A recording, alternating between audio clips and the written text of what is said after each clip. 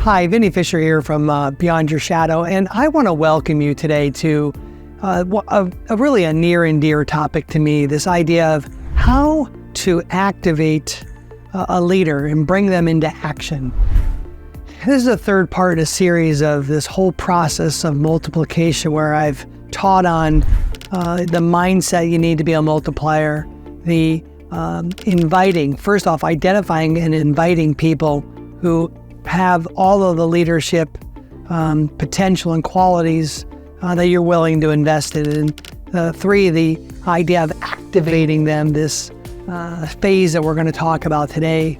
And then after activation, we would promote someone into a formal role and then kind of repeat that whole process again and have an expansion mindset. And so today I want to dive deeper into this idea of how to activate a leader into action. You know, the pathway, this first piece of this discussion, this pathway to activation is important. And I want to talk about this idea of the bridge from going from learning to leading. And I think what's important here today to really describe this is this has really been a whole part of my career. I have always hired interns. In my case, because I'm a lawyer, I've hired in my law firm law clerks. And as a matter of fact, when I broke out of the law practice and had our own business, I even then kept hiring law clerks because they're highly accomplished and driven and worked really hard. And I would then use each of them and their opportunities to grow up. And some of my most successful leaders have come through the pathway of internship and clerking. And so I want to talk about that first phase, the path to activation. It starts with that video that I shot, this idea of identifying today's leaders who you want to invest in for tomorrow's opportunities, and then invite them in to a journey of it's almost like an apprenticeship, or they're learning with you. And so I think of my dear friend Rachel, who is now the CEO of one of our companies. And gosh, 13 years ago, I would have met her as a law student. She was a law student where we invited her in as an intern into our company. And right from the beginning, I saw that she had many qualities of organizational excellence. She had many qualities where she was operationally sound. She just needed the investment. And so there was this idea that, if you think about being a multiplier, you're inviting someone into the journey. So what's the first piece of that? First piece of that is in this kind of apprenticeship mindset is this idea of watch what I'm doing.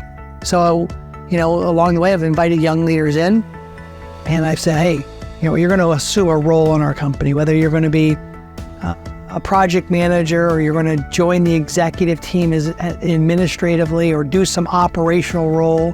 But I want you to watch the way that I would lead our team and build and defend our culture.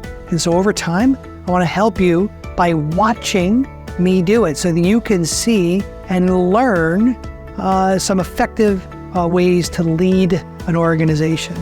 And then as we're moving along in this idea of watch and learn, one of the pure joys of a leader, and that you're effectively operating as a leader, when you have the privilege to lead other leaders and build other leaders.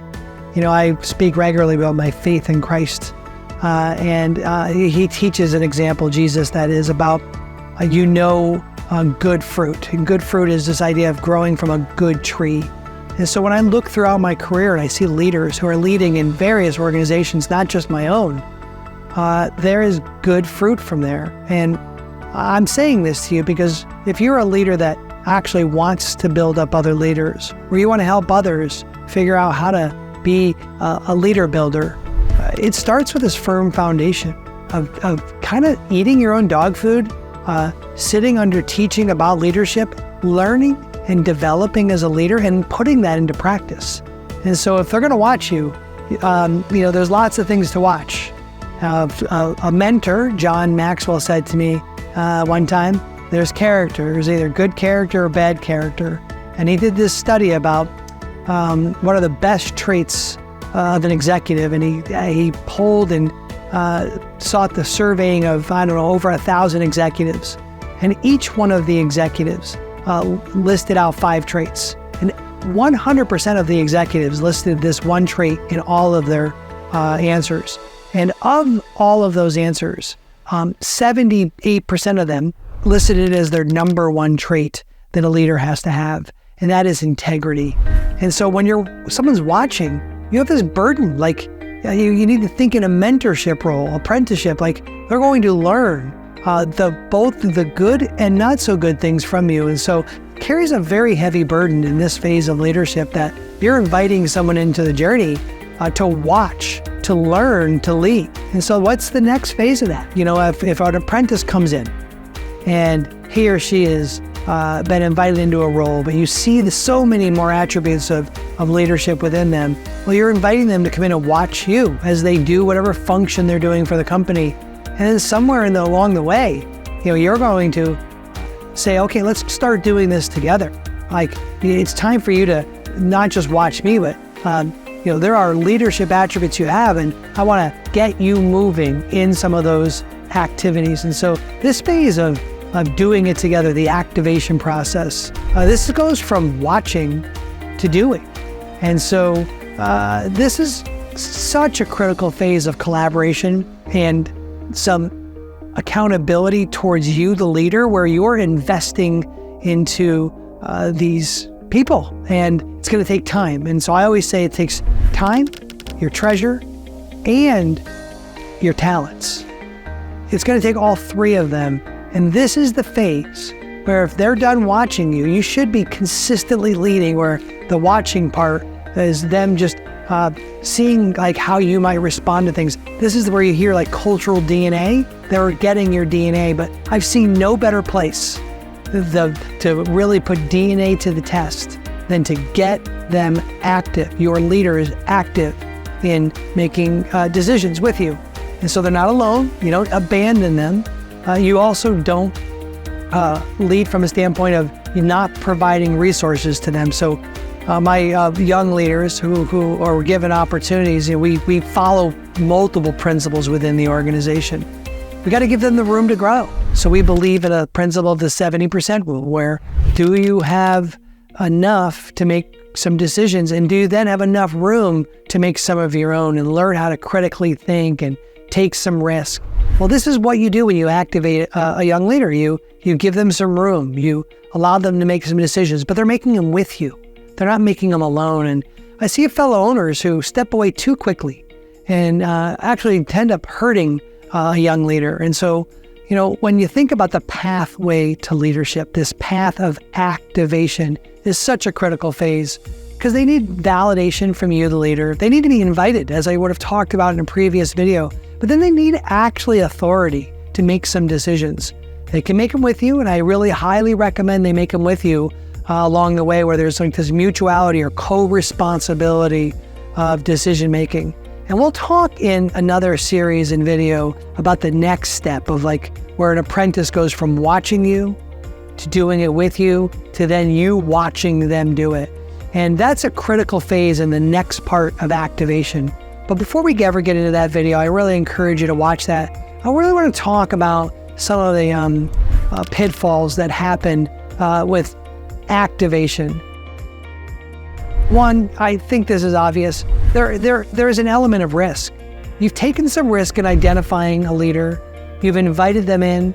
You've been doing it with them, where they've been watching you do it, where they've been eating, sleeping, and drinking the DNA of the company. So they have this intuition muscle that's being built up. So, there's a risk right there that maybe you've picked somebody along the journey that you want it from them more than they want it for themselves. And so you'll take risk there.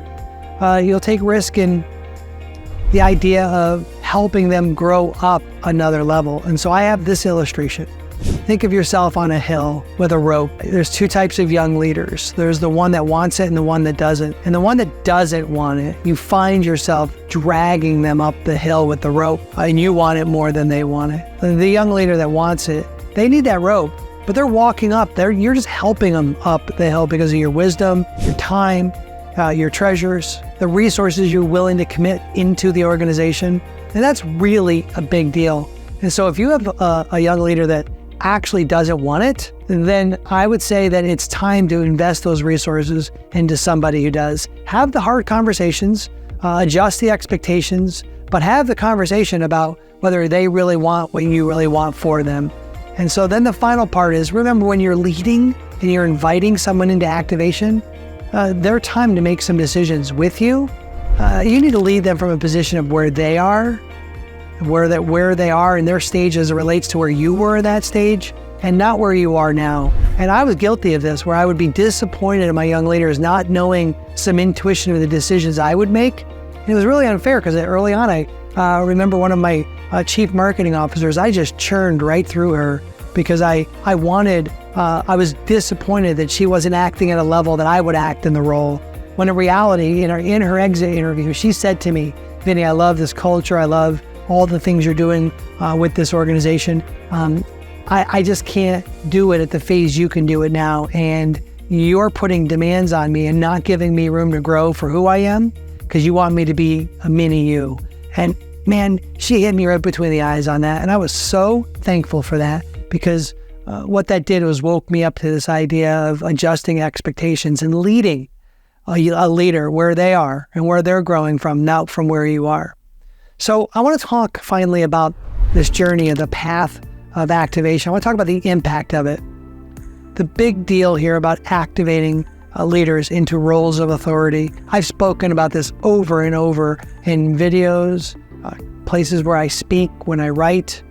It is proven, so many studies have been done, that people inside of your organization, if they see promotion happening where people have opportunity to grow, not only is that person 5 times more likely to stay, the people around are going to stay. And so I always say, have an attitude of growing up your internal people before bringing in outsiders. It's worked out quite well for me. And it's also done things like build the confidence of the young people on our team. They have the competence to do a certain work. Now they need the competence to build up the intuition of leadership. And then the commitment that I'm willing to make to the process. You, the leader, should be willing to make to the process, using your words of those commitment, but more importantly, your actions. Are you showing up and doing that?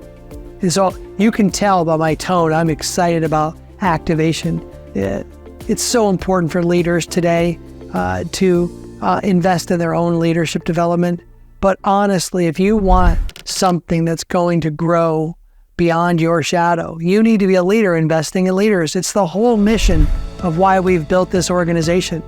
We want multipliers, and we want you to embrace the idea of being a multiplier. But if there's anything that a multiplier must do, and they must do really well, is they must get young leaders in positions, activating them to make decisions. They have to learn how to actually critically analyze and work through good and bad decisions. It is the only way that I'm able to look back at my career and many other people in leadership who have effectively developed certain intuitions in leadership, have come through actively doing leadership and learning through and developing wisdom from the decisions, sometimes that work out, and many times don't, and you course correct as a result of those. So I'm really excited about this subject, as you know. And if you love what's going on here about us being multipliers, if you want to be a multiplier yourself, you should subscribe to the stuff we're writing about. We have newsletters going out. We have our blog, and we have continual writings that we do, our speeches, and we have a curriculum that will be coming out later this year about kind of the process of being a multiplier. And so we're real excited about that. And please take advantage of all those resources we have for you. And if you really want to follow more of what we're doing, find us, beyondyourshadow.com. Go on to Vinny Fisher on our LinkedIn, and there's many places where you can find.